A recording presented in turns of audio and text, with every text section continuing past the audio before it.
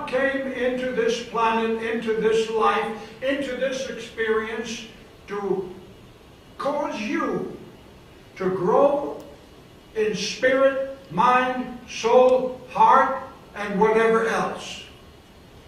And because of this fact, you have become a member of the inner circle. Follow me on this, please. First, we had the National Investigations Committee on UFOs. Then we had the UFO Journal. After that came the Space Link, the confidential Space Link newsletter. After that came the Inner Circle, of which you're the members. After that, the Royal Order of Melchizedek. And pretty soon, I'm not going to tell you, but you're going to be greatly surprised, because the information that you've received for the past 26 meetings, the information that you've received by reading the Space Link confidential newsletter, has been a source of information for many of you, and I'm so sad to say that a lot of members do not know what to do with that information. Some individuals in our group, like the ladies from Canada, I want you to stand, please. The ladies from Canada, stand to your feet. These individuals have actually started inner circle meetings in Canada. And they have been giving the truth to individuals who have never heard the whole truth before. You may be seated. Others of you in the United States are still sitting on your hands, wondering what to do with the information you've received. My friends, there is a host of information that you have been taught, lessons that you've learned, and now the time has come, beginning tonight, for you to determine in your heart and your mind that you're going to do something with the information you have received. You did not receive it to hide it under the bushel. You have received it that you should pray God for wisdom and understanding how to use that information in order to help your neighbors, your friends, and God help them, your relatives. And as you begin to ask God for wisdom, understanding, and knowledge as to how you can impart this wisdom, understanding, and knowledge to others, something will happen. You will become transformed, because the information, most of it that you receive, is not from this planet. The Commander, Valiant Thor, and Vice Commander Don and Vice Commander Teal, and the ship's doctor and several others, including Dr. Kleinschmidt and our dear Dr. Lee, they all send you their love. And they all wanted me to convey this to you tonight, because this meeting is being beamed aboard Victor 1, as well as tomorrow's sessions.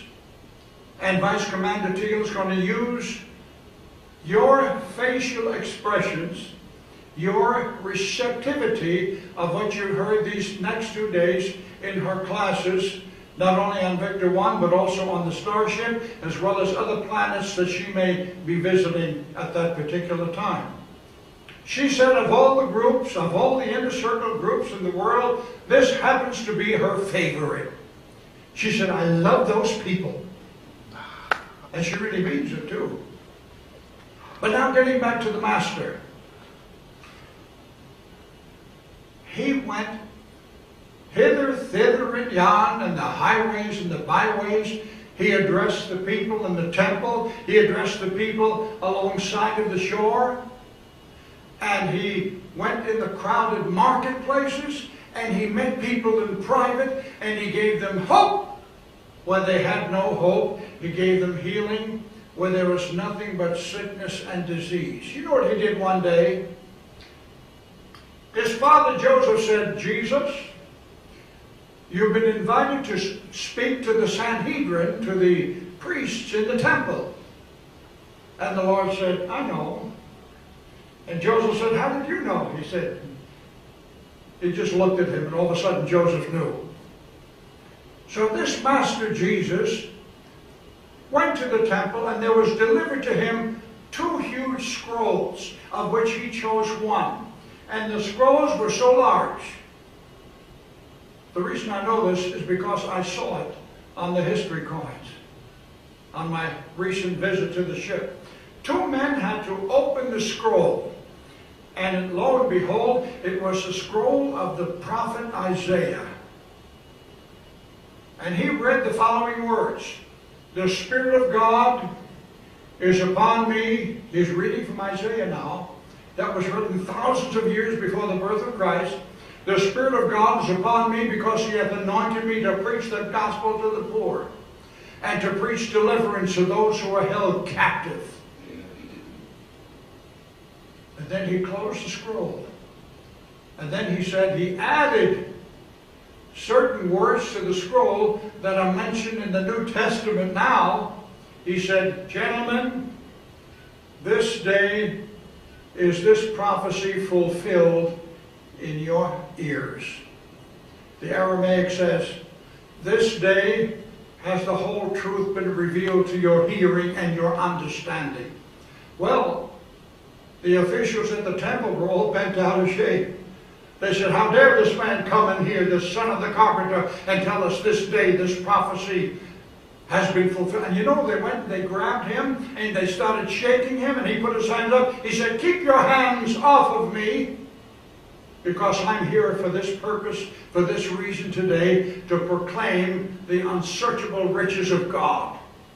Well, from that day forward, the Sanhedrin, the scribes and the Pharisees and the Sadducees, they had it in for him.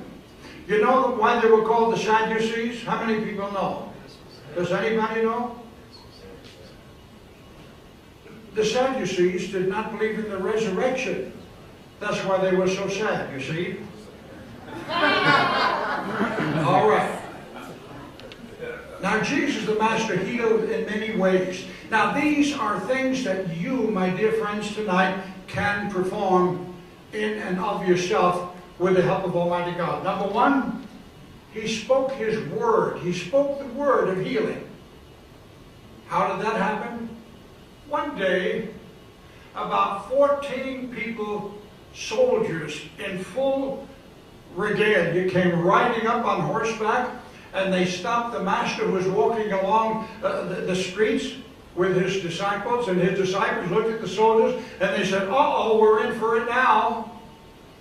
And the captain of the soldiers jumped off of his horse, and he looked at Jesus, and he knelt down before the Master.